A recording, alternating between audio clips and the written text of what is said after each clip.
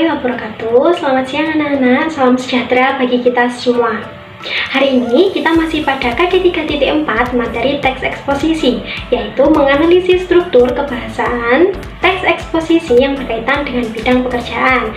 Tetapi pada video pembelajaran kali ini kita akan membahas aspek kebahasaan teks eksposisi. Tujuan pembelajaran kita yaitu menelaah kebahasaan teks eksposisi dengan rasa ingin tahu. Aspek kebahasaan teks eksposisi terdiri dari penggunaan istilah, penggunaan kata ganti atau pronomina, penggunaan konjungsi, penggunaan kata sifat atau adjektiva, afiksasi, dan penggunaan kalimat verba. Yang pertama yaitu penggunaan istilah. Istilah adalah sebuah kosakata yang mengungkapkan makna konsep, proses, keadaan, atau sifat khas dalam bidang tertentu. Istilah yang dimaksud ialah penggunaan kata-kata atau kosakata yang sesuai dengan bidang permasalahan yang dibahas. Istilah tidak dapat kita pahami maknanya seperti kata-kata atau kosakata pada umumnya. Nah, untuk mencari dan memahami makna sebuah istilah, kita bisa mencarinya dalam KBBI atau Kamus Besar Bahasa Indonesia. Misalnya saja, Ibu akan mengambil contoh-contoh dari kata-kata atau kosakata atau istilah dari teks eksposisi parahnya masalah sampah di Indonesia. Nah, ada pun salah satu contoh istilah populasi. Makna populasi dalam KBBI sangat banyak seperti berikut ini. Di antara 4 makna dari istilah tersebut, menurut kalian, manakah makna istilah populasi yang sesuai dengan permasalahan yang diangkat dalam teks? Adakah yang tahu? Ya, benar. Makna yang ketiga, yaitu makna yang sangat berkaitan dan sesuai dengan permasalahan yang dibahas. Nah, dari berbagai makna istilah populasi itu, kita akan memahami makna istilahnya yang sesuai dengan bidang permasalahan yang dibahas. Jadi, dari banyaknya makna istilah dalam KBBI, hanya ada satu atau bahkan lebih dari satu makna yang berkaitan dengan permasalahan yang dibahas. Yang kedua, yaitu pronomina atau kata ganti. Pronomina adalah kelas kata yang berfungsi untuk menggantikan nomina atau kata benda atau frasa nomina. Pronomina terdiri dari pronomina persona, pronomina penunjuk, dan pronomina penanya. Nah, pronomina persona dibagi menjadi 2, yaitu pronomina persona tunggal, diantaranya ada aku, akuku, ku, engkau, kamu, anda, dikau, kau, mu, ia, dia, beliau, dan nya. Pronomina persona jamak terdiri dari kalian, kamu sekalian, anda sekalian, mereka, kami, kita. Nah, contoh pronomina persona tunggal yaitu pada kalimat-kalimat berikut ini. Nah, dari ketiga kalimat di atas merupakan contoh pronomina persona tunggal yang berupa pronomina aku, beliau, dan nya. Begitupun dengan contoh pronomina persona jamak, pada kalimat berikut terdapat pronomina persona jamak berupa mereka dan kita. Nah, inilah kedua kalimat yang merupakan pronomina persona jamak, di mana pada awal kalimat terdapat pronomina persona jamak. Kemudian yaitu pronomina penunjuk yang terdiri dari itu, ini, sana, sini, situ, begini, dan begitu. Misalnya pada kalimat alat itu namanya navigasi konvensional. Alat ini juga ada alat navigasi elektronik. Pada kalimat tersebut terdapat pronomina penunjuk yang berupa itu dan ini. Selanjutnya yaitu pronomina penanya, yaitu pronomina yang digunakan untuk menanyakan suatu hal.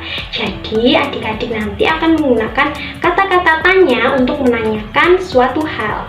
Aspek kebahasaan yang ketiga yaitu penggunaan konjungsi. Konjungsi adalah kata hubung. Nah, konjungsi sendiri dibagi menjadi 3, yaitu konjungsi korelatif, konjungsi subordinatif, dan konjungsi koordinatif. Yang pertama pertama, konjungsi korelatif atau konjungsi berpasangan adalah konjungsi yang menghubungkan bagian kalimat setara dengan berpasangan. Berikut adalah macam-macam contoh konjungsi korelatif. Silakan adik-adik memperhatikannya ya. Di situ juga ada contoh-contohnya juga. Sudah Ibu tandai dengan warna yang berbeda untuk membedakan mana konjungsi dan mana kata-kata yang biasa. Dan kemudian yang kedua yaitu konjungsi subordinatif atau konjungsi yang bertingkat. Ialah konjungsi yang menghubungkan bagian kalimat bertingkat. Nah, konjungsi ini biasanya terletak di awal kalimat, namun tidak menutup kemungkinan jika terletak di tengah-tengah kalimat. Nah, inilah contoh-contoh dan macam-macam konjungsi subordinatif. Silakan kalian simak dan kalian cermati contoh-contoh dan juga macam-macam konjungsi subordinatif ya. Selanjutnya yaitu konjungsi koordinatif atau konjungsi yang setara. Ialah konjungsi yang menghubungkan bagian kalimat setara. Nah, di sini ada sedikit sekali konjungsi koordinatif. Di sini ada contoh konjungsi dan, tetapi, dan juga atau. Silakan kalian cermati contoh-contohnya sebagai berikut. Nah, itulah adik-adik pembagian konjungsi atau kata hubung beserta contoh-contohnya. Kita lanjutkan pada aspek kebahasaan penggunaan kata sifat atau adjektiva.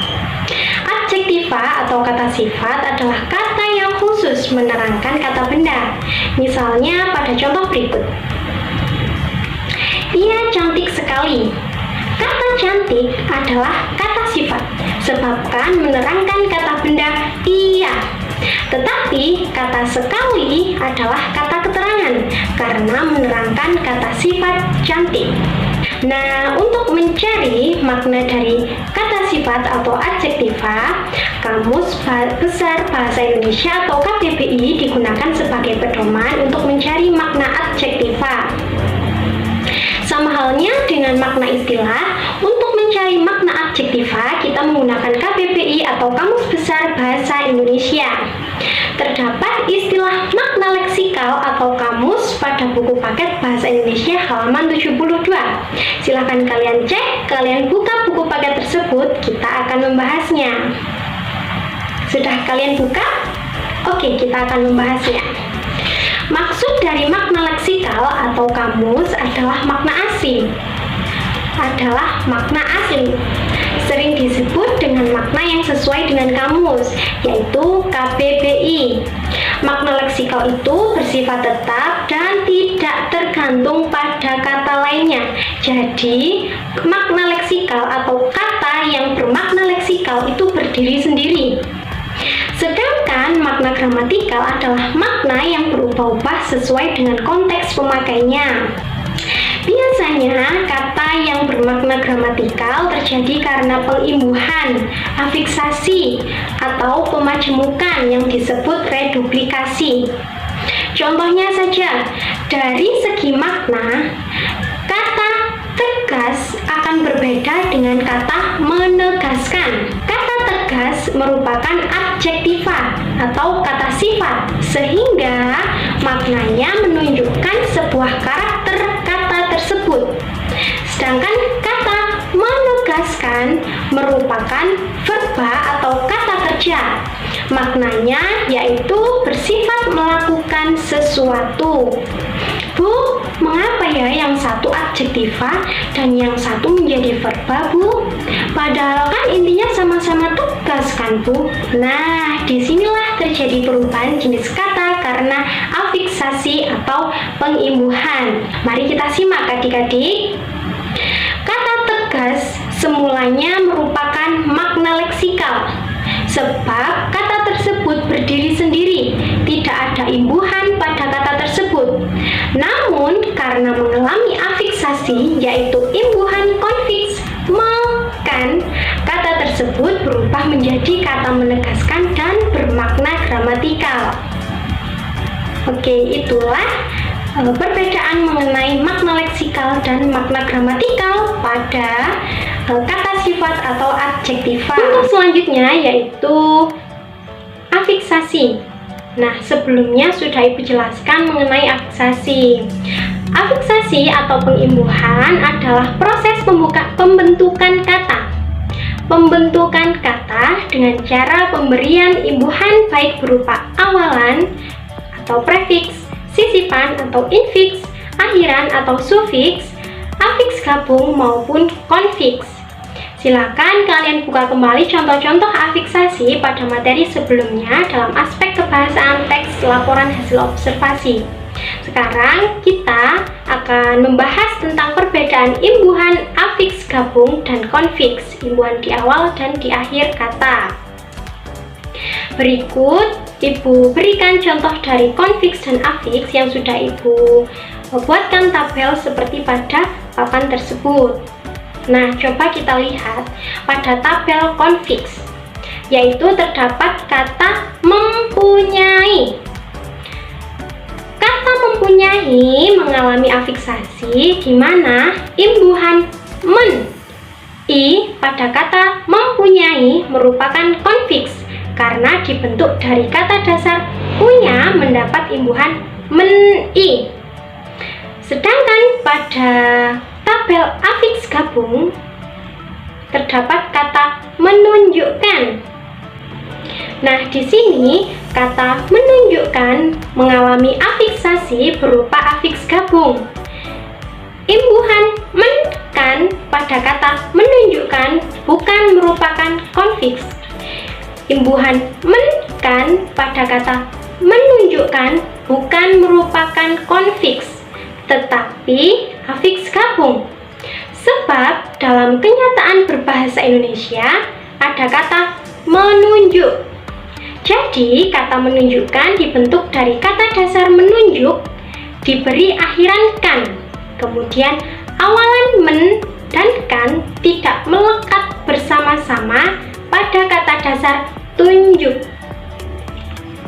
Jadi, untuk menentukan kata tersebut afiks gabung atau konfiks, kita cari dalam KBBI. Terutama afiks gabung ya. Misalnya saja pada kata mempunyai yang tadi. Contoh yang sebelumnya. Jika kata tersebut merupakan afiks gabung, maka perubahan kata yaitu mempunya mendapat akhiran i. Nah, kemudian kita lihat tuh di KBBI, apakah terdapat kata mempunya dalam KBBI? Ayo coba kalian cermati, kalian lihat, kalian cari dalam KBBI, apakah dalam KBBI terdapat kata mempunya? Apakah ada? Jika ada, maka perubahan kata tersebut merupakan afiks gabung. Namun, kenyataannya dalam KBBI tidak ada. Maka perubahan kata tersebut disebut konfiks karena mengalami imbuhan di awal dan di akhir kata.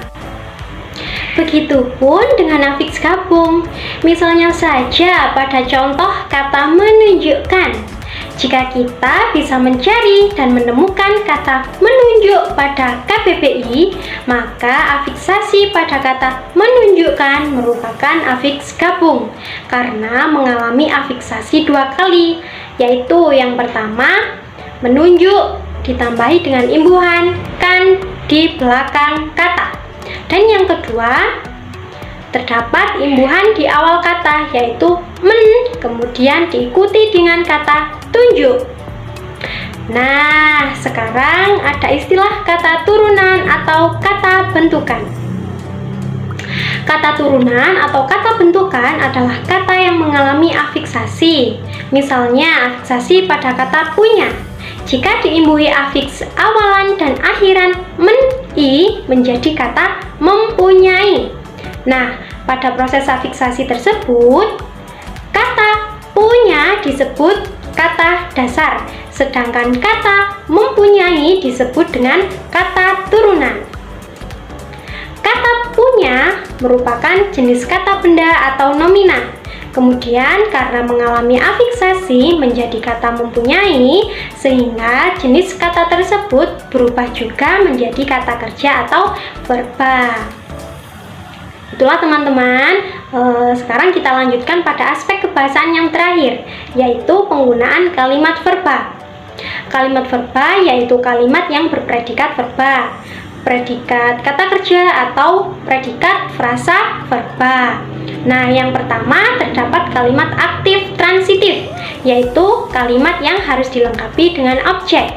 Misalnya, pada papan tersebut yaitu ia menangkap cumi-cumi. Ia adalah subjek, menangkap cumi-cumi, menangkap adalah predikat, dan cumi-cumi adalah objek. Di sini lengkap, terdapat subjek, predikat, dan objek.